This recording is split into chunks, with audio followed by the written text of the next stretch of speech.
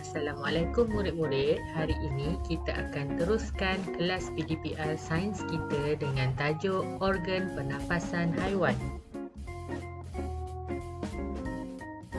Ada 3 objektif pembelajaran kita pada hari ini. Yang pertama, pada akhir pengajaran dan pembelajaran, kamu dapat mengenal pasti organ pernafasan haiwan. Yang kedua, kamu dapat mengelaskan haiwan berdasarkan organ pernafasan. Dan yang ketiga, mengintelak terdapat haiwan yang mempunyai lebih daripada satu organ pernafasan. Okey, kita masuk pada subtajuk kita yang pertama, iaitu organ pernafasan haiwan. Lihat gambar di bawah ni. Ada pelbagai jenis haiwan. Ada haiwan yang hidup di darat dan juga di air. Dan ada juga haiwan yang hidup di darat dan di air. Kesimpulannya, di sekeliling kita ada haiwan yang hidup di darat, ada haiwan yang hidup di air dan ada haiwan yang boleh hidup di darat dan di air. Semua haiwan ini perlu bernafas untuk meneruskan kehidupan. Kamu rasa-rasa adakah semua haiwan dalam gambar ini bernafas dengan cara yang sama? Jawapannya tidak, sebab haiwan di darat dan di air mempunyai organ pernafasan yang berbeza. Jadi mereka bernafas dengan cara yang berbeza. Lihat organ pernafasan yang pertama. Organ pernafasan yang pertama ialah paru-paru. Kebiasaannya haiwan yang tinggal di darat bernafas menggunakan peparu. Okey, contohnya lembu, arnab dan juga burung.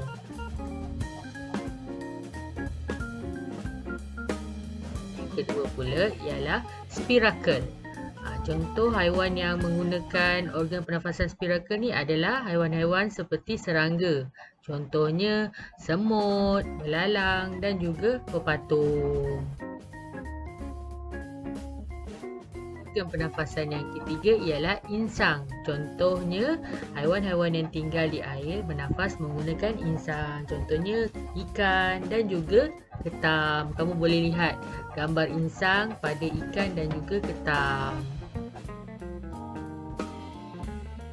Sekali ialah kulit lembap. Okey, contoh haiwan yang bernafas menggunakan organ pernafasan kulit lembap ni ialah seperti cacing, katak, lintak atau pacat dan juga siput.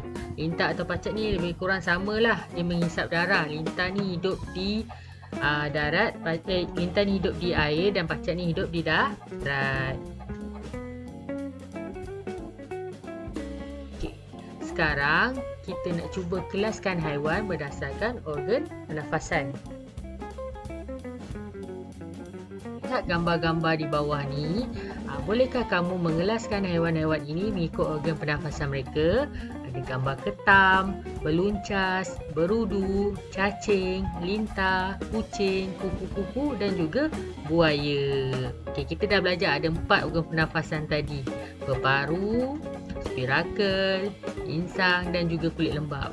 Jadi kita nak kelaskan haiwan-haiwan ini mengikut organ pernafasan mereka. Okey, dekat atas tu kamu boleh tulis tajuk dia organ pernafasan haiwan. Lepas tu kamu senaraikanlah organ-organ pernafasan haiwan tu macam peparu, insang, kulit lembap dan juga spirakel. Lepas tu kamu letakkan haiwan-haiwan berdasarkan organ pernafasan mereka. Contohnya peparu, kucing dengan buaya. Insang pula berudu dengan ketam. Okey, haiwan yang bernafas menggunakan kulit lembap pula contohnya cacing dan juga lintah. Kalau spirakel pula beluncas dan juga kupu-kupu. Tapi ada juga haiwan yang mempunyai 2 organ pernafasan. Contoh haiwan yang mempunyai 2 organ pernafasan ni ialah haiwan yang boleh hidup di darat dan juga di air. Contohnya katak. Katak ada 2 organ pernafasan. Satu peparu, satu lagi kulit lembap. Bila katak ni berada di darat, dia menggunakan peparu untuk bernafas. Tapi bila dia berada dalam air, dia akan menggunakan kulit lembap untuk bernafas. Contoh haiwan yang mempunyai 2 organ pernafasan macam katak ni ialah salamander ataupun kita boleh panggil dengan newt dan juga Cecilia.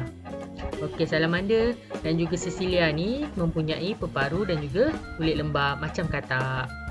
Okey, kamu boleh jumpa Cecilia ni dekat kawasan tropika, manakala salamander atau newt ni pula di kawasan beriklim sejuk ataupun sederhana. Untuk latihannya pula, cikgu nak kamu buat latihan dalam modul yang telah kamu ambil minggu lepas, buku surat 1 dan 2 sahaja. Buku surat 3 tak perlu buat. Okey, dan hantarkan gambar latihan yang telah siap ke WhatsApp kelas atau WhatsApp peribadi cikgu. Sekian, terima kasih.